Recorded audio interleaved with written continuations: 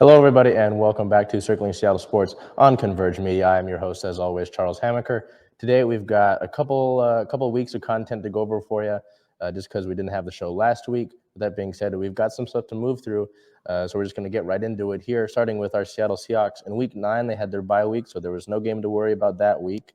Sort of recuperating after that win against the Jacksonville Jaguars, preparing for the Packers game.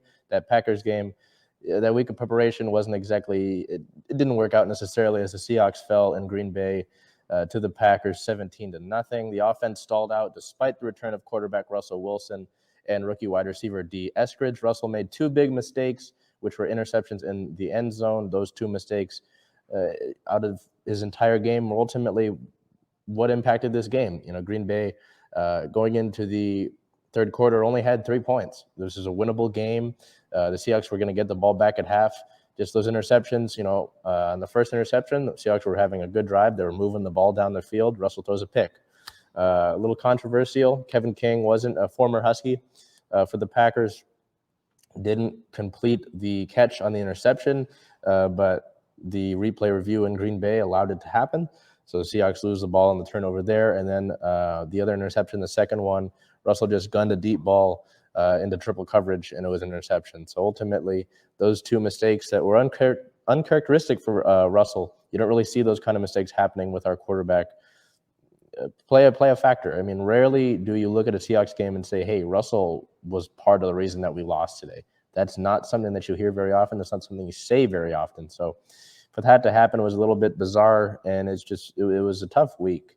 The run game was non-existent. Seahawks are certainly missing Chris Carson. Alex Collins really didn't get too much going on the ground, and Green Bay was really able to make Seattle one-dimensional. The defense did its job in Lambeau. I mean, for the longest time, the defense has been the topic of conversation with Seattle. So to hold Aaron Rodgers, Devontae Adams, Aaron Jones to 3 points at halftime is an accomplishment of itself. But if your offense can't do anything, getting shut out for the first time since 2011, the first time in Russell's career that he's been shut out, to not produce any points, to really get dominated in time of possession. When you're playing a good offense like Green Bay, ultimately at some point they will break through that wall and score, and that's what they did. A.J. Dillon, the backup running back for the Packers, scoring those 2 touchdowns to give them the win. Ultimately, I do believe it's panic time in Seattle. If we're looking at this right now, you're 3-6, you're at the bottom of the division. A lot of national media as well as fans in Seattle consider this game in Green Bay a must-win, especially considering the fact that Aaron Rodgers was coming off of the COVID list and wasn't going to be 100% himself, right? With that being said, at 3-6 at this point in the season, I get it. It's a 17-game season now. It's still not over. That's great. When you're playing in a division with the 8-2 Cardinals and the Rams, who just added both Von Miller and Odell Beckham Jr., it's hard to imagine that Seattle's going to make the playoffs, let alone win the whole thing. So ultimately, it's decision time in Seattle. I really think that something's not going on correctly with the offense. Obviously, this week, you could say it was a fluke just because Russell made a couple mistakes and is coming off the middle finger injury. But it's at some point, the ideology is held by Pete Carroll of trying to run the ball and not letting Russell ultimately control the offense, as well as the poor draft decisions. So stuff like that are coming back to hurt Seattle. I mean, we're at the point where you don't have loads of talent all over the defensive side of the ball. Legion of Boom days, obviously. You don't have Marshawn Lynch to lean back on in the run game. I think it's panic time in Seattle, and it's tough to look at it that way. If we look at stat leaders, Russell Wilson completed 20 of his 40 passes. You see 40 passes there, and you say, oh, what do you mean let Russell, throw the ball more? Well, you don't have the run game to go for you. It makes you one-dimensional. 40 passes kind of makes things tough. 20 completions, 40 attempts, 161 yards, and 2 interceptions. Alex Collins led on the ground with 10 carries for 41 yards. Gerald Everett led through the air with 8 receptions for 63 yards. Tackles-wise, Jordan Brooks, young linebacker, had 13 total tackles, 10 solo, and 1 tackle for loss. And Jamal Adams turns up in the turnover department with his first interception as a Seahawk. Players of the game on the offensive side of the ball, I had to go with Gerald Everett. More than likely, undoubtedly, his best game as a Seahawk, being the primary receiver there. And good to see him get involved. Just unfortunate that there were no points scored in this game to really top that off for him. And then on the defensive side of the ball, Jamal Adams, arguably one of his top 3 games as a Seahawk, 11 total tackles, 7 solo, and 1 interception. Jamal's been playing great. Don't let it, stat guys fool you. And people are going to say, oh, how come he doesn't have the same sacks as last year? What's about the interceptions? Player value is so much more than just the simple big numbers that you look at. If you're looking at just batting average, for a baseball player, that's not the whole story. If you're looking at just points for a basketball player, that's not the whole story. So Jamal Adams, impact player, just overall a tough week for the Seahawks here. Injury news. So prior to game time, obviously, Russell Wilson was cleared to return. Dr. Steve Shin, who performed Russell's surgery, cleared the quarterback to return in time for the Week 10 matchup. That same day, D. Eskridge, Russell Wilson, and Nigel Warrior all returned to practice. On November 9th, Chris Carson returned to practice, and it would be determined throughout the week if we play against the Packers. The neck pain was reportedly gone that he had been experiencing all season. It would later be announced that Carson would not be able to go for that game. And then November 12th, prior to game time, some roster stuff. Russell Wilson was activated. Chris Carson, Cody Barton, Marquise Blair, Bless Austin were all listed as out for that game. The game day inactives were quarterback Jacob Eason, cornerback Bless Austin, linebacker Cody Barton, center Dakota Shepley, tackle Stone Forsyth, and defensive tackle Robert and Nkemdiche. Post-game, it was announced that left tackle Dwayne Brown left the game with a strained groin. The severity of that is still being determined. And then safety Ryan Neal was treated for a potential concussion. Obviously, that also is being determined. And we'll find out more about those injuries as the week progresses. Team notes, November 14th. In the game against the Packers, DK Metcalf got in a scuffle with some of the Packer DBs late in the game and was ejected. He is expected to be fined but not suspended. The one funny thing I'll say about that was that after DK was suspended, he was on the sideline, and the next play, he tried to sneak into the huddle. When you're DK Metcalf's size, it's kind of hard to sneak into anything, let alone the huddle. That was just kind of a funny moment in a relatively not funny game. So as I mentioned, the Seahawks sit at a 3-6 record. They are 4th in the NFC West. Week 11 versus the Arizona Cardinals is a 1:25 p.m. Pacific time kickoff at Lumen Field. The Cardinals sit at an 8-2 record, and their division standing is 1st in the NFC West. So the Seahawks still have to play the Cardinals twice this season on top of an already difficult time of the year. As we continue to a couple Mariners notes of the offseason here, pitcher Yusei Kikuchi declined his $13 million player option for the 2022 season and will enter free agency. Reports stated that Kikuchi is still aiming to be a starter in this league and looks to improve off of his left-handed high-velocity pitching, topping out at 97 miles per hour. So Yusei still searching for that starting role that Seattle was not going to give him. Seattle wanted to start him off in the bullpen for the 2022 season. Shortstop J.P. Crawford did not win the Gold Glove Award. It was announced that Astros shortstop Carlos Correa takes home the award for the American League shortstop Gold Glove position. Crawford snubbed, not surprised. Seattle bias. So more motivation for next year, but JP still one of the best players in Seattle, arguably one of the I had JP as my MVP this year, so that'll let you know how I feel about JP. Scott Service was listed as a finalist for the AL Manager of the Year award, and Seattle is expected to be big spenders this offseason, showing interest in Marcus Semien due to his experience at second base in Toronto. This is not any sort of new or surprising news. It was kind of a big deal once the season sort of got towards its end. When Seattle outperformed its expectations that they were going to be big spenders to improve off of that, and that's just being something that is being doubled down on this offseason. No upcoming schedule for the Mariners, really. Just looking into free agency here and hoping that Players Association and combined bargaining agreement go well so there's no lockout this next year. Looking into our Seattle Sounders, on November 7th, they played the Vancouver Whitecaps to a 1-1 draw. Play of the game would be Freddie Montero, who drew a penalty kick in the 8th minute and would score that. And later on in the 20th minute, Vancouver would answer to draw, ending the season off with a tie. The decision day sees Seattle remain in the second seed spot in the Western Conference as Kansas City loses, dropping them from 1. Colorado wins. And so they leapfrog both the Sounders and Kansas City to take over the number 1 slot. Seattle never fell lower than the second seed all season and has never finished lower than 4th since joining the MLS. So second seed in the playoffs. We'll get to who they're playing here in a second. In terms of injury-related news, JP, João Paulo, and Raul Ruidiaz will be ready for the playoffs, says head coach Brian Schmetzer. So two of the guys who are actually in the running for the MVP award in the MLS, good to go for the playoffs there. In terms of awards, mentioning the awards, front runners for the MLS awards were announced.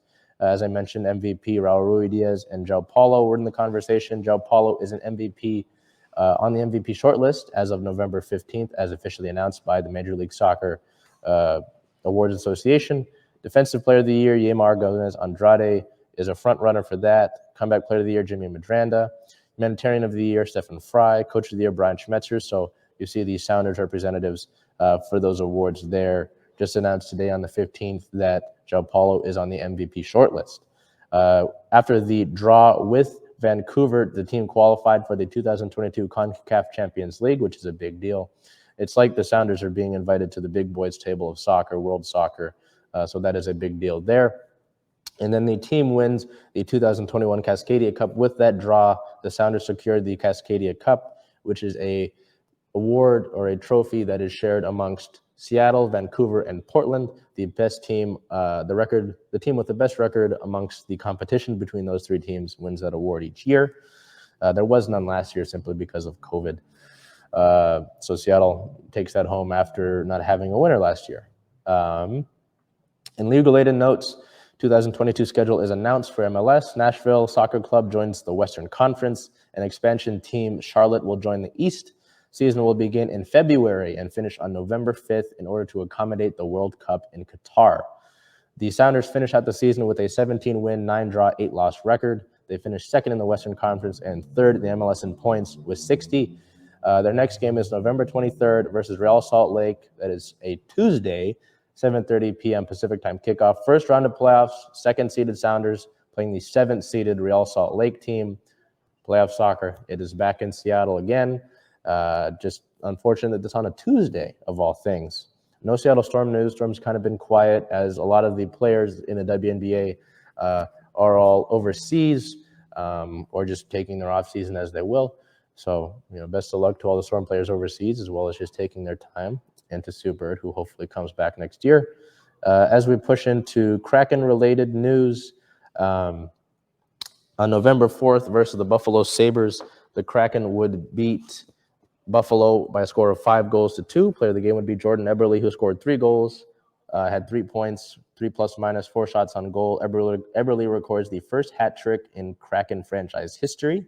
On November 6th at the Arizona Coyotes, after beating a good Buffalo team, Seattle falls to the winless Coyotes on a 5-4 score. Player of the game would be Mark Giordano.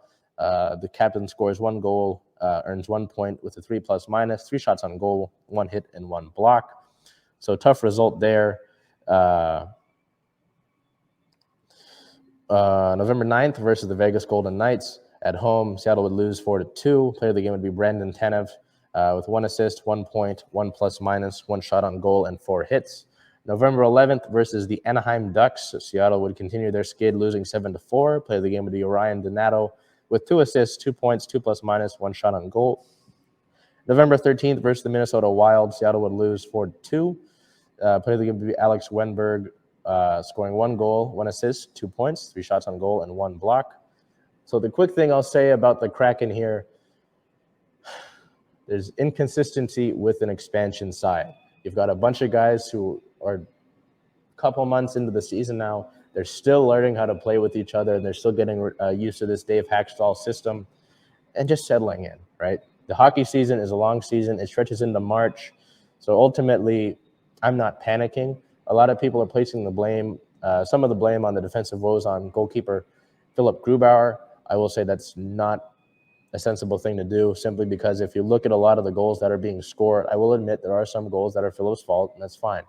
A lot of the times, he's being left by the defense one-on-one. That can happen. It's called puck watching, where the defense just goes to the puck instead of guarding their man one-on-one. So a lot of puck watching is happening, a lot of defensive breakdowns. That sort of stuff can be fixed over the course of the season. Looking into injury news, forward Colin Blackwell was spotted wearing standard practice jersey as opposed to a red non-contact practice jersey, providing hope that he would be available for selection soon.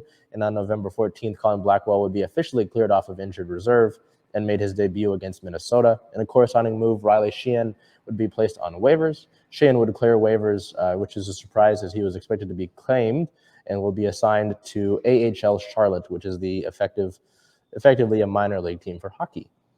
November 2nd, the team activated goaltender Chris Drieger off of injured reserve and reassigned goaltender Joey Decord to Charlotte.